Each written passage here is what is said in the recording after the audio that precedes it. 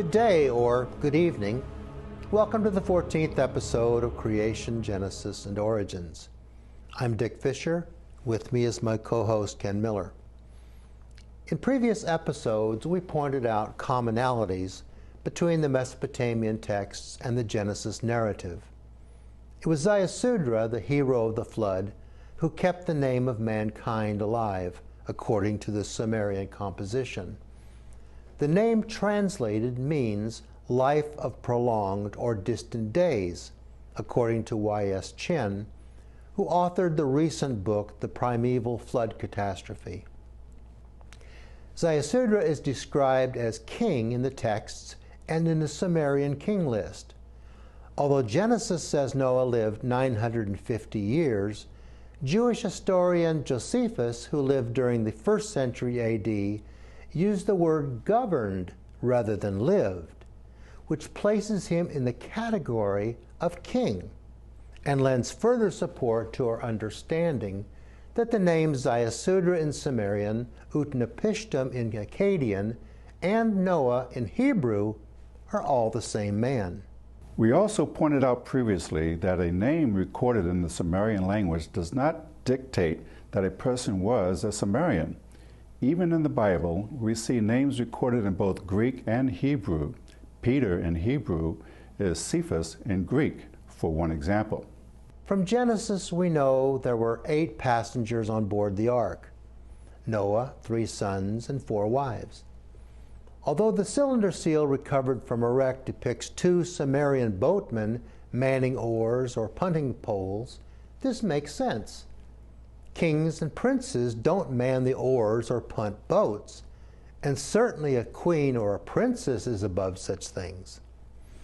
Josephus records that after the living creatures left the ark, both he and his family went out, when he also sacrificed to God and feasted with his companions. First the family leaves the ark, and then Noah feasted with companions. Who are the companions? In the legend of Gilgamesh, Puzur-Amuri is named as the boatman aboard the ark. He may have been one of the companions. Josephus continued, however, the Armenians call this place Abapatarian, the place of descent. For the ark being saved in that place, its remains are shown there by the inhabitants to this day. In recent years, archaeologists, did you catch that? Archaeologists have traipsed up mountains over 10,000 feet in elevation, searching for the landing spot for Noah's Ark. Ice-capped Agridog, translated Painful Mountain in Turkey, now called Mount Ararat by Europeans and Massus by the Armenians, has been inspected repeatedly, while the more promising mountains and foothills farther south largely have been ignored. Both Akkadians and Sumerians identified Shuruppak as the home of the flood hero in the legends of Atrahasis, Gilgamesh, and Ziusudra, in agreement with the Sumerian King List. If Shuruppak is the place where Noah embarked on his voyage, in keeping with the Mesopotamian legends, why not give a measure of credibility to the ark's designated landing site as well?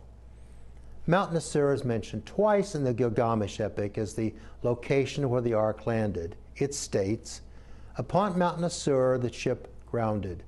Mount Nasur held the ship that it moved not.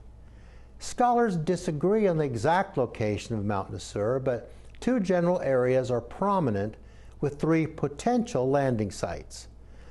One of these possible locations lies east of the Tigris and south of the lower Zab River in either Iraq or Iran. James Pritchard and E.A. Spicer point specifically toward Mount Pir Omar Gudron in the Kurdish region near Kirkuk, Iraq, a low-lying mountain at the beginning of the Zagros Range. Other landing sites have been suggested, such as Mount Lubar in Jubilees. The Kardu or Kordian Mountains are named in one Targum, and the Peshita. Josephus quoted Nicholas of Damascus in his 96th book. There is a great mountain in Armenia over Minyas called Baris, upon which it is reported that many who fled at the time of the deluge were saved, and that one who was carried in an ark came on shore upon the top of it, and that the remains of the timber were a great while preserved. This might be the man about whom Moses, the legislator of the Jews, wrote, quote unquote. In his book, The Quest for Noah's Ark, John Warwick Montgomery suggests that Menes is the same as Meni in Jeremiah 51:27 and Manu in Assyrian. Meni and Manu are the same according to the Seventh-day Adventist Bible commentary, which describes this area east and southeast of Lake Jeremiah, although the exact location of Mount Baris is uncertain.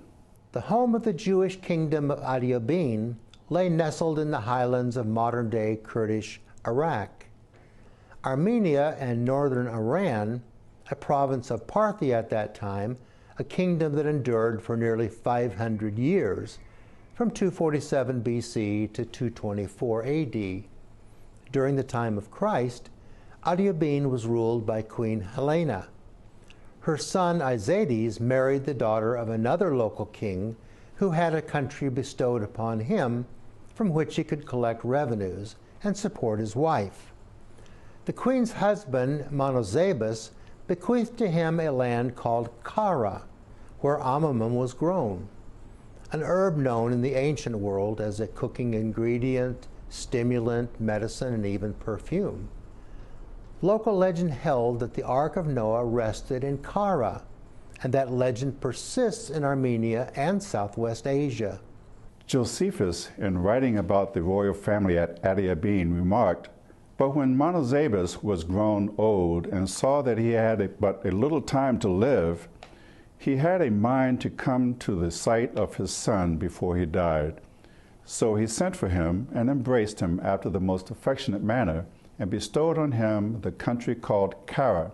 It was a soil that bare amomum in great plenty.